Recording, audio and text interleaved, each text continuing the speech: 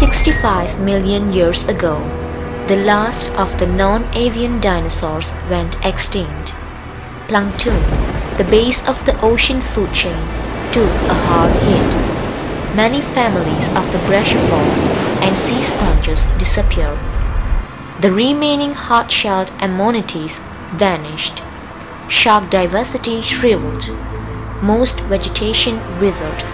In all, more than half of the world's species were obliterated. What caused this mass extinction? We didn't kill everybody off on the first day, but we sowed the seeds that would kill them off. It's as if nature planted a minefield. For every day in the next year, some more of you are going to walk on this mine and get killed off by the killers, which would have been heat. Scientists tend to huddle around one of two hypotheses that may explain the Cretaceous extinction: an extraterrestrial impact, such as an asteroid impact or a massive bout of volcanism. Either scenario would have choked the skies with debris that starved the Earth of the Sun's energy, throwing a wrench in photosynthesis and sending destruction up and down the food chain. Once the dust settled, greenhouse gases locked in the atmosphere would have caused the temperature to soar, a swift climate swing to topple much of the life that survived the prolonged darkness.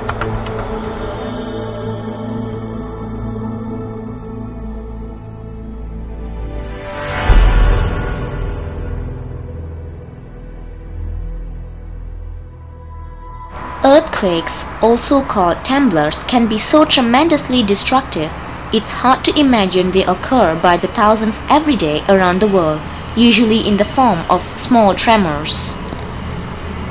Some 80% of all the planet's earthquakes occur along the rim of the Pacific Ocean, called the Ring of Fire, because of the preponderance of the volcanic activity there as well. Most earthquakes occur at fault zones where tectonic plates, giant rock slabs that make up the Earth's upper layer, collide or slide against each other. These impacts are usually gradual and unnoticeable on the surface. However, immense stress can build up between plates. When this stress is released quickly, it sends massive vibrations called seismic waves, often hundreds of miles through the rock and up to the surface. Other quakes can occur far from fault zone when plates are stretched or squeezed.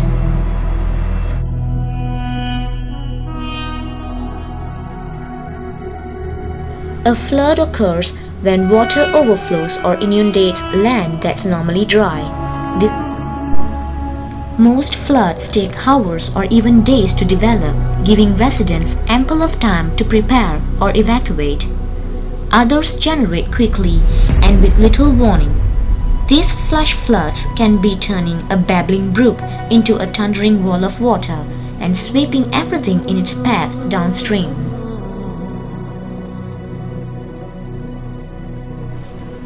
Hurricanes are giant spiraling tropical storms that can pack wind speeds of over 160 miles, equivalent to 257 kilometers an hour, and unleash more than 2.4 trillion gallons of rain a day.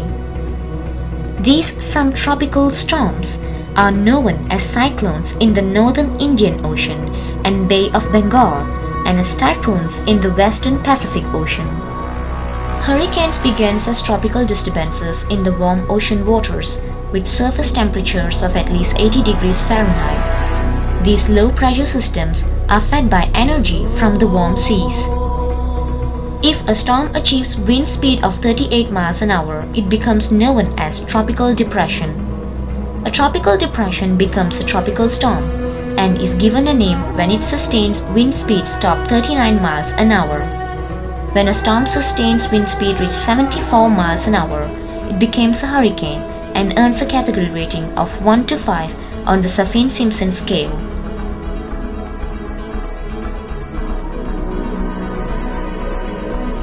A tsunami is a series of ocean waves that send surges of water, sometimes reaching heights of over 100 feet onto land. These walls of water can cause widespread destruction. Can they crash ashore?